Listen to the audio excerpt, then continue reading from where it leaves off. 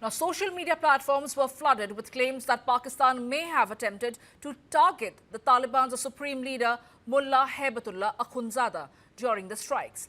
Now, Pakistan has carried out airstrikes in Kandahar region, where the Afghan Taliban leadership is predominantly present.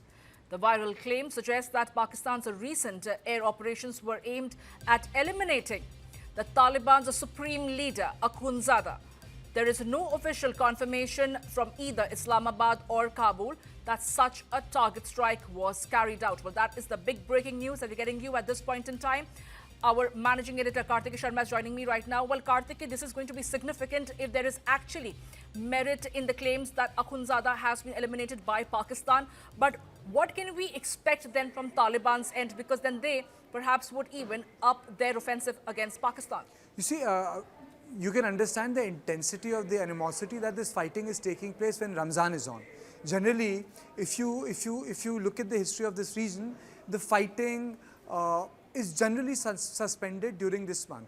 But despite the fact that Ramzan is on, fierce fighting has taken place between the Pakistani forces and Taliban fighters. Now, let's look at the anatomy of this engagement.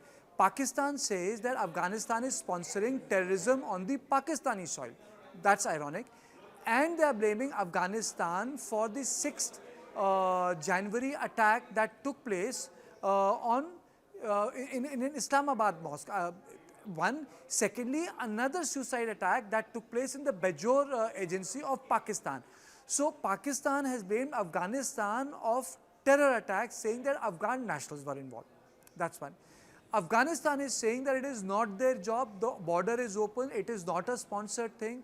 People move from one side of Afghanistan to another side. So, they cannot be held responsible for people doing or who belong of Afghan stock or the ethnic Pashto stock or ethnic Hazara stock, because these ethnicities overlap, or the Tajik stock. Now, what has Pakistan done?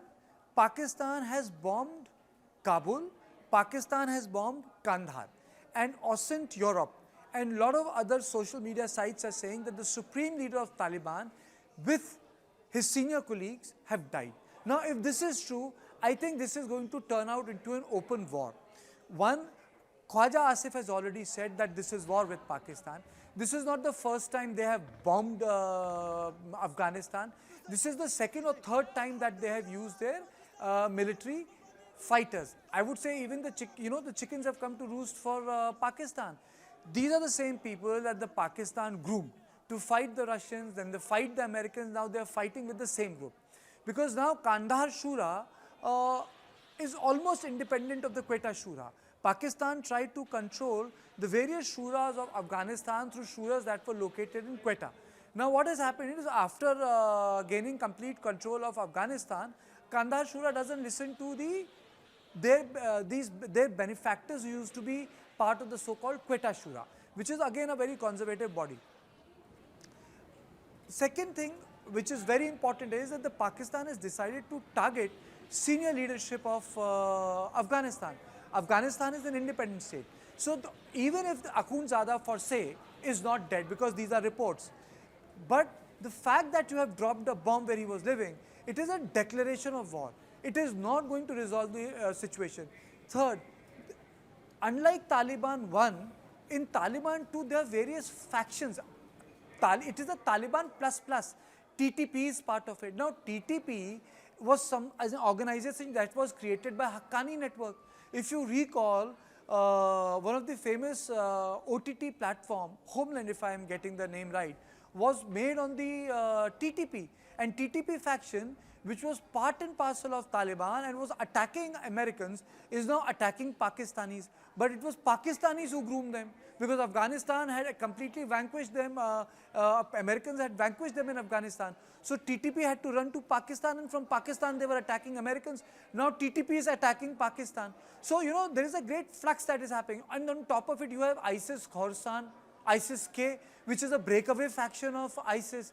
So it's a pretty complicated situation that within the Afghan government, constituted primarily by Taliban, you have multiple moving factions. They don't listen to the Taliban also. So it's a complex organism which is in control of Kabul. So that is why this story will have tremendous ramification. From the Indian perspective, it is very good. Why? The Pakistan will need to move forces from the Kashmir front to the Afghanistan. Pakistan feels very vulnerable when their western border becomes hot. Why? Because Pakistan knows Afghanistan has never accepted the Durand line. Pakistan is a new political construct. Pakistan is not a cultural identity. The Indian borders of Hindustan used to start from Chabahar. Chabahar was the border of Hindustan historically, which is now the port. And the borders of Hindustan used to meet the borders of Afghanistan. And Afghanistan was a creation of Ahmad Shah Durrani. He brought together all the kingdoms and created modern Afghanistan in 17th century. There was no Pakistan. So the borders of Afghans and the Hindustan and Afghanistan, these are the two cultural entities they would meet. Pakistan got created in 47 and came the McMahon line and the Durand line. And the Afghanistan says that this is truncating the Afghanistan as a country, because they claim parts of Baluchistan and they claim parts of Khyber Pakhtunkhwa, which earlier was known as Northwestern Frontier Province. And because of the British conspiracy, the entire portion went to Pakistan and not to Afghanistan. This is the result of colonialism. So these boundaries like Sykes-Picot, which redrew the Ottoman Empire and created Jordan, Saudi Arabia, Iraq, Yemen, and so many other countries. Similarly, these countries were created by colonial cartographers who didn't even visit the borders. So entire thing comes with its own baggage also, Samya. So I would say what's happening in Afghanistan and Pakistan is not something which has been made in the last 45 days. It comes with that historical baggage. Afghanistan has never accepted the Durand line. They will never accept the Durand line. It makes Pakistan very, very nervous. And that is why this fighting is taking place. Very, very interesting insight over there, Kartike. But I have to ask you that given the situation in both these nations, whether it is Afghanistan and Pakistan, and their economy, where it stands right now, can they afford a war? Given the circumstances right now? You see, Pakistan can afford because it lives on loan. Pakistan is a country which is living on borrowed money. It's a hard state. It's not going to collapse because the principal institution keeps it together, which is the army. That's how the state has metamorphosed. They have not allowed the democratic traditions to take roots. Afghanistan, historically, no country has been able to control. It's like a revolving door. Please understand, Afghanistan is like a revolving door. You can come and go, but you can't stay, you can't be in power. Only Afghan can rule Afghanistan. That's number one. But Afghanistan's model of retaliation is low cost. And what is that? They can sustain brutality. There are no cities there. There is no urban infrastructure. Whatever was there was destroyed by Taliban. And Taliban has worked in a fashion where through the network of ethnicity, through the network of kinship, they have been able to take control of the entire system. So Afghanistan is going to stay there. And I don't think Pakistan is going to drop a nuclear bomb. So in terms of, I would say, cost, Pakistan is going to suffer more. Afghanistan has nothing to lose because they have nothing. They have nothing. It's Pakistan which will lose because they have something. Something in the sense they have a big city like Karachi, they have a big city like Islamabad, they have some industries. But at least it's a semblance of a state. Afghanistan is still fractured. There are parts which even the Taliban can't control, which is near Herat. There are a lot of sphere of influences. So I think the problem or the cost will be more on the side of the Pakistan than Afghanistan. That's my assessment. But what happens now if we are to believe the ongoing social media buzz that Akhunzada has been eliminated? Now remember, he is someone who is wanted by the international authorities. He is wanted. There is an arrest warrant against him from the International Criminal Court for crime against humanity, including persecution of women. What happens then? He took charge in 2021. If he is to be eliminated, is there a leadership that can take over after his... The show will go on. You see how many people came to know when the first Taliban leader passed away? When Mullah Omar passed away, no one knew.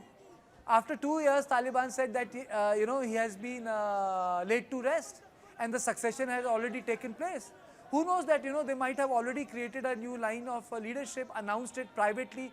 After 6 months, they would say that the new leader was already in charge and he has been laid to rest. Organizations like these don't die. Some other person would succeed. And he's not the de facto leader. I mean to say, he's like a de jure. He's not running Afghanistan. Other people are running Afghanistan. He's a nominal head.